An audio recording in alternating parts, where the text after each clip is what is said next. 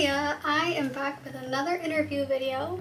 I went down to a bookshop called the Little Bookshop in Chapel, Allerton. It started out as a bookshop for children, but has since expanded into having books for young adults and adults. So yeah, let me just get into the interview where we talk about that expansion, what they do, and why you should support local bookstores. So we opened in 2017 as a children's specialist bookshop and also a cafe.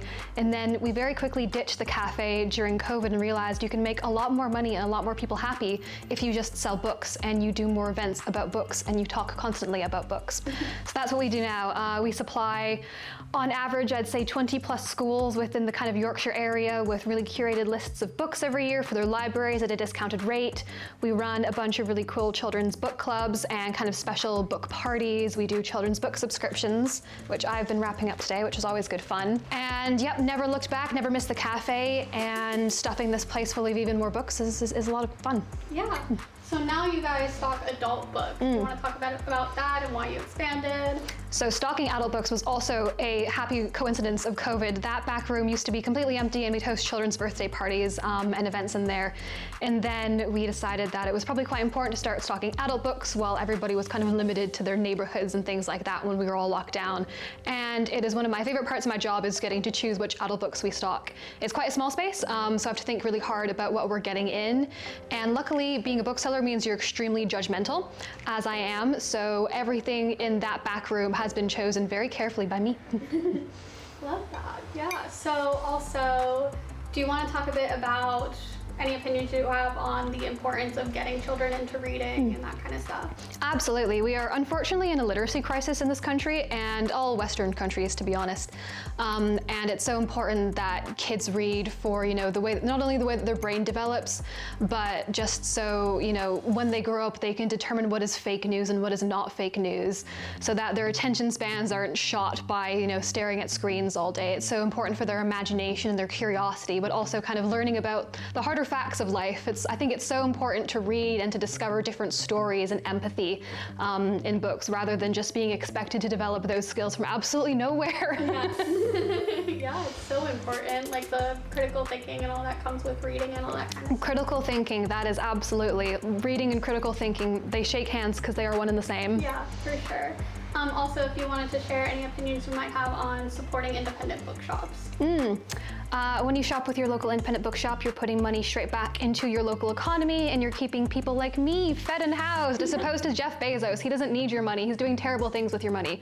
Don't buy books on Amazon, shop local if you can, and come and chat to us. We are community spaces at the end of the day, and we want to talk to you, and we're interested in your lives, and we hope that you can be interested in our lives and our opinions and our books as well. Yeah, and I noticed that you had the dogs up for that. Yes, the dogs. It was a local book illustrator that did that, right? It was. So Jenny Bloomfield is I think she's probably at this point award-winning illustrator, but she's very well known online, and she's been illustrated in children's books for a couple of years now, but this is the first one that she's illustrated and written as well.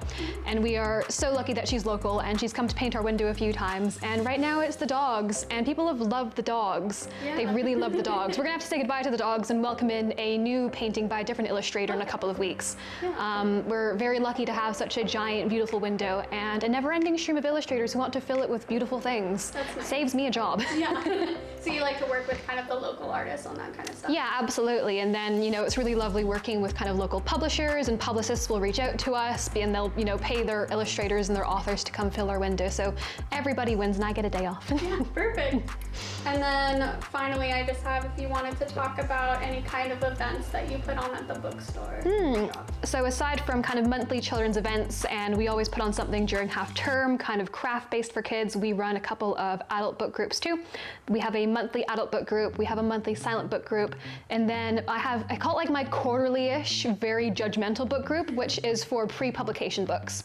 So as booksellers, we get sent something called proofs, which are pre-publication, publicity copies of books.